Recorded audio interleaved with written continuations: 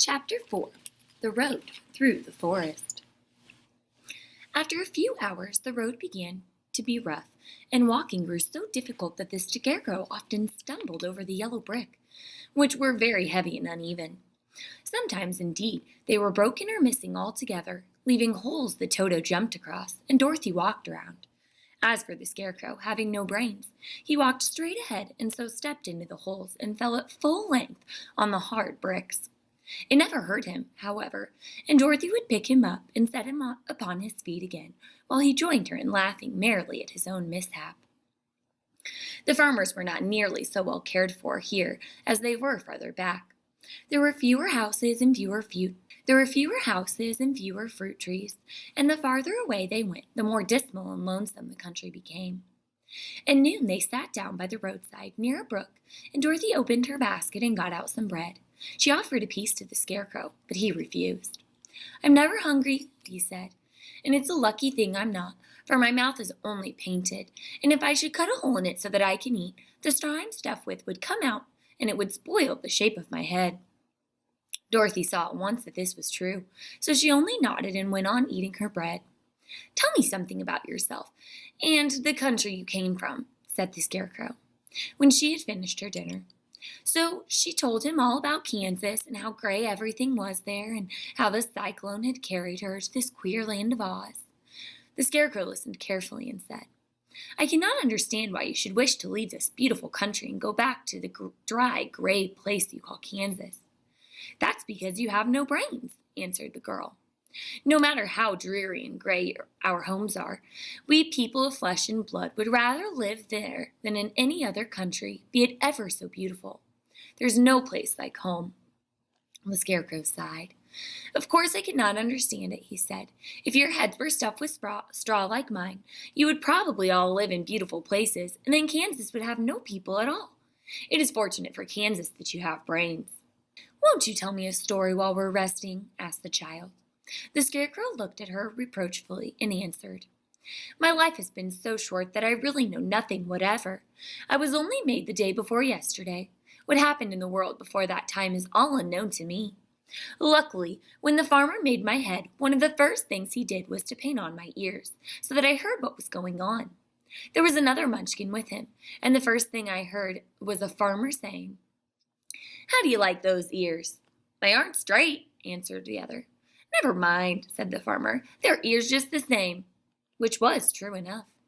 'Now I'll make the eyes,' said the farmer. So he painted my right eye, and as soon as he was finished, I found myself looking at him and everything around me with a great deal of curiosity, for this was my first glimpse of the world."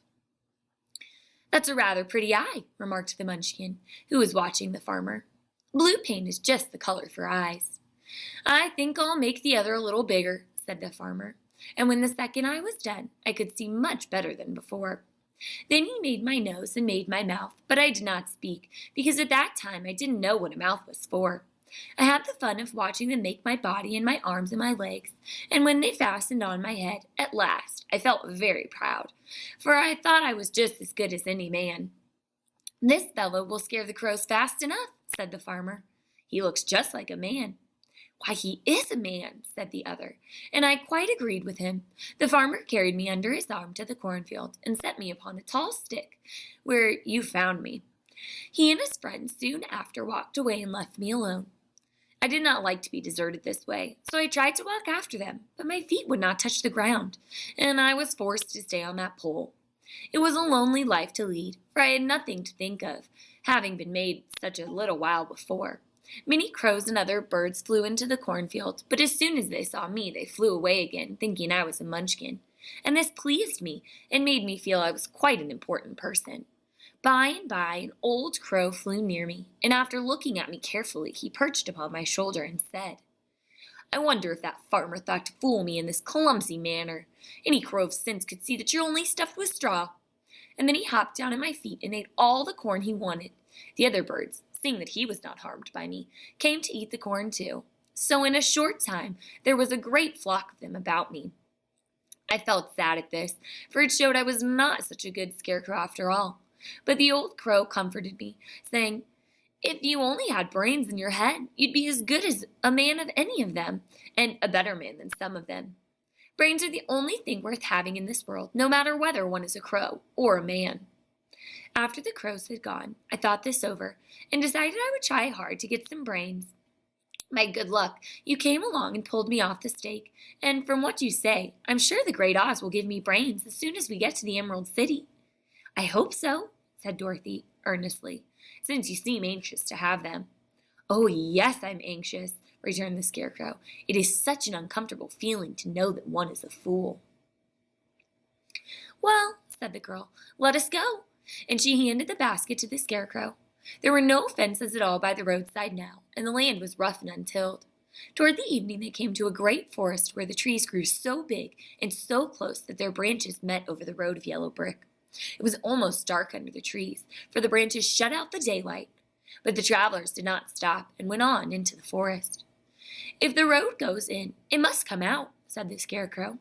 And as the Emerald City is the other end of the road, we must go wherever it leads us. Anyone would know that, said Dorothy. Certainly that is why I know it, returned the Scarecrow. If I required brains to figure it out, I never should have said it. After an hour or so, the light faded away, and they found themselves stumbling along in the darkness. Dorothy could not see at all, but Toto could, for some dogs see very well in the dark, and the Scarecrow declared that he could see as well as by day. So she took the hold of his arms and managed to get along fairly well.